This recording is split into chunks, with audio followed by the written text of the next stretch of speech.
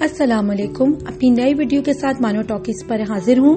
آج میں آپ سے اس ویڈیو میں جس مسئلے پر بات کروں گی اس پر پہلے بھی کئی بار بات ہو چکی ہے، لیکن افسوس حکومت اس کی جانب کوئی خاص توجہ نہیں دے رہی۔ پاکستان میں بچوں میں گداگری کا بڑھتا ہوا ناسور۔ پاکستان میں گزشتہ کئی سالوں سے بچوں کی گداگری میں تیزی سے اضافہ ہو رہا ہے، لیکن یوں محسوس ہوتا ہے کہ حکومت اس تاریک پہلو کی طرف متوجہ ہی نہیں۔ بچے کسی ملک و قوم کا روشن مستقبل ہوتے ہیں، اور وہ بچے جو گداگری کے پیشے سے جڑ گئے ہوں وہ اس مستقبل کے لیے گرہن ہی ثابت ہو سکتے ہیں۔ یہ گداگر بچے حکومت کی توجہ کے منتظر ہیں۔ کراچی میں گداگری گزشتہ کئی دہائیوں سے اپنے عروج پر ہے، بلکہ اگر یوں کہا جائے کہ کراچی گداگروں کی جنت ہے تو کچھ غلط نہ ہوگا۔ کم عمر بچیوں سے لے کر بزرگ خواتین تک، معصوم بچوں سے لے کر نوجوانوں اور بوڑھوں تک، بنے سبرے اصلی یا بحروب اختیار کیے تھرڈ جینڈر تک، بے شمار فقیر شہر کی ہر چھوٹی بڑی سڑک پر بھیک مانگتے ہوئے نظر آتے ہیں۔ جس طرح پورے ملک کے لوگ کراچی روزگار حاصل کرنے آتے ہیں، بالکل اسی طرح گداگری کے پیشے سے وابستہ لوگوں کے لیے بھی کراچی بے حد کشش رکھتا ہے۔ آپ چند سیکنڈ کے لیے کسی سگنل پر گاڑی روکیں یا کسی سڑک کے کنارے کھانے پینے کے لیے کچھ لمحے رکیں، یہ فقیر آپ کو سکون کے چند لمحے بھی گزارنے نہیں دیتے، اور ایک کے بعد ایک کوئی نہ کوئی سوالی بن کر آپ کا دامن پکڑے رہتا ہے۔ بعض اوقات تو یوں محسوس ہوتا ہے کہ جیسی پوری قوم ہی گداگر بن گئی ہے۔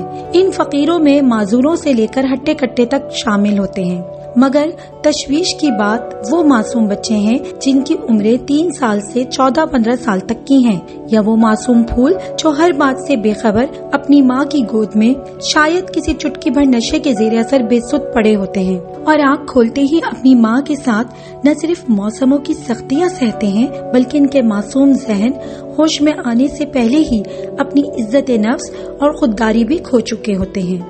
یوں لگتا ہے کہ ہمارا ملک ہر طرح کی مافیا کے زیر اثر ہے۔ واٹر ٹینکر مافیا، آٹا مافیا، چینی مافیا، قبضہ مافیا، اسکول مافیا، قرض ہم مافیا کے جال میں اس طرح الجھے ہوئے ہیں کہ کوشش کرنے پر بھی سرے ہاتھ نہیں آتے، اور جو سرا ملتا ہے وہ مزید نیا جال بن دیتا ہے۔ پاکستان میں گداگر مافیا کے ہاتھ بھی بہت دور تک پھیلے ہیں۔ یہ ایک منظم نیٹ ورک کے تحت کام کر رہے ہیں۔ اس سے وابستہ لوگ ہر بھکاری کو ایک مخصوص مقام پر تعینات کرتے ہیں۔ گداگر مافیا نے پورے شہر کو اپنے پنجے میں جکڑا ہوا ہے۔ ہر چوک، بازار، گلیاں، سگنل ٹھیکوں پر چلتے ہیں۔ یہ ٹھیکیدار اپنے گروہ سے وابستہ بھکاریوں کو مخصوص مقامات الاٹ کرتے ہیں۔ کوئی بھکاری کسی دوسرے بھکاری کی جگہ پر کھڑا نہیں ہو سکتا۔ بچوں اور عورتوں پر کڑی نگاہ رکھی جاتی ہے۔ کسی ملازمت کی طرح ان کے بھی مخصوص اوقات ہوتے ہیں۔ ایک افسوسناک پہلو یہ ہے کہ ان گداگر بچوں میں ایک بڑی تعداد ملک بھر سے اغوا شدہ معصوم بچوں کی ہوتی ہے، جنہیں ان کی ماں سے چھین کر اس جہنم میں جھونک دیا جاتا ہے۔ انہیں معذور کیا جاتا ہے، ہاتھ پاؤں توڑے جاتے ہیں، اندھا کیا جاتا ہے، تاکہ وہ لوگوں کی ہمدردی اور توجہ کو زیادہ سے زیادہ حاصل کر سکیں۔ ان کی شناخت مٹانے کے لیے ان کی شکل و صورت کو بھی بگاڑ دیا جاتا ہے۔ گزشتہ کئی سالوں سے گداگر بچوں کی تعداد میں توجہ طلب اضافہ ہوا ہے۔ یہ بھکاری بچے صرف بھیک ہی نہیں مانگتے بلکہ ان سے چوریاں بھی کرائی جاتی ہیں۔ دوسری مجرمانہ سرگرمیوں میں بھی یہ سہولت کار کا فریضہ انجام دیتے ہیں، اور ان کا بہت زیادہ جنسی استحصال بھی کیا جاتا ہے، خصوصاً درگاہوں اور مزاروں پر۔ ان بچوں کی ایک کثیر تعداد موجود ہوتی ہے۔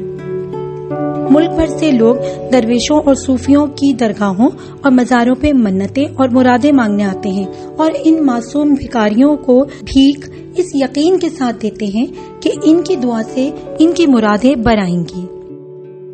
کچھ گداگر تو صرف بھیک ہی مانگتے ہیں، اور کچھ گاڑی صاف کرنے، پھول بیچنے، کتابیں یا ٹیشو فروخت کرنے کے بہانے بھی ہاتھ پھیلاتے ہیں۔ ہم انہیں روز و شب دیکھتے ہیں اور دیکھ کر گزر جاتے ہیں، اور شاید انہیں اپنی سوچ کے کسی کونے پر بھی بسانے کے لیے جگہ نہیں دیتے، مگر وہ بچے ہمارے لیے لمحہ فکر ہونے چاہیے، کیونکہ وہ معصوم بچے بھی اس ملک کا مستقبل ہیں۔ کچھ طلباء یا انسان دوست تنظیموں نے کسی پل کے نیچے یا سڑک کنارے ان بچوں کو تعلیم دینے کی کوشش بھی کی، لیکن اس میں کوئی خاطر خواہ کامیابی حاصل نہ ہوئی، یا یوں بھی کہا جا سکتا ہے کہ بڑھتے ہوئے اس منافع بخش گداگری کے پیشے میں یہ کوشش آٹے میں نمک کے سوا کچھ بھی نہیں۔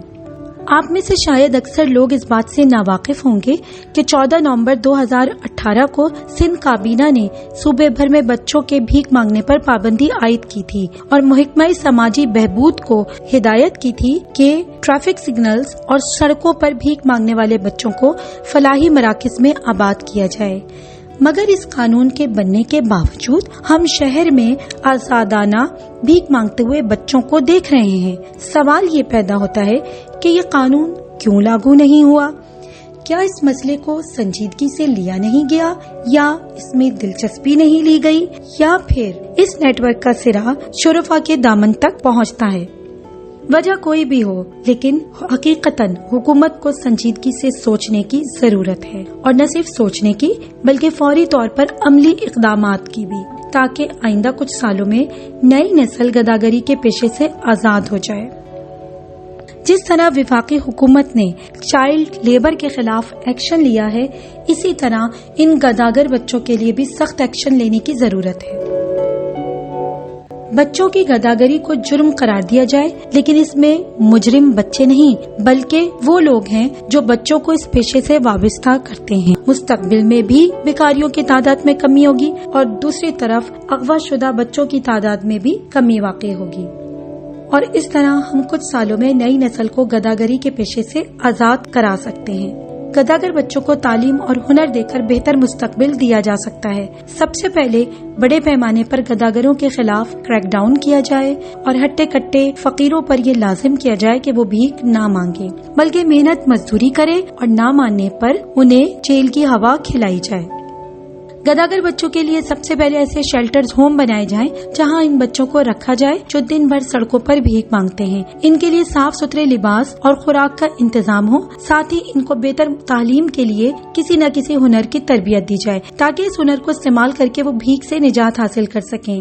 بڑے بچوں کے لیے نفسیات دانوں اور سوشل ریفارمرز کے لیکچرز کا بندوبست کیا جائے جو ان کی کاؤنسلنگ کر کے ان کی مردہ عزت و نفس و خودداری کو دوبارہ زندہ کر سکیں۔ ان بچوں کے والدین اگر آسانی سے سمجھ جاتے ہیں تو ٹھیک ہے، ورنہ ان سے سختی سے نمٹا جائے، اور جب تک ان بچوں سے نہ ملنے دیا جائے جب تک بچہ خود اس پیشے سے نفرت محسوس نہ کرنے لگے۔